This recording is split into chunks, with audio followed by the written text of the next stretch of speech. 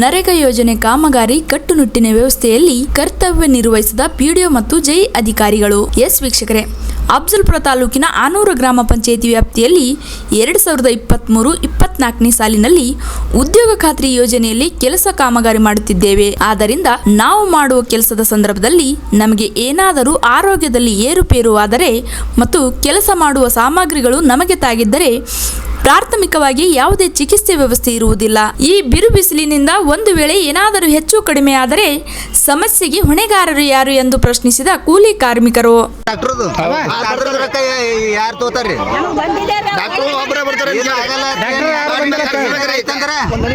daily ಕೆಲಸ ಮಾಡಕ್ ಬಂದ್ರಿ ಏನ್ರ ಪ್ರಾಬ್ಲಮ್ ಆಯ್ತು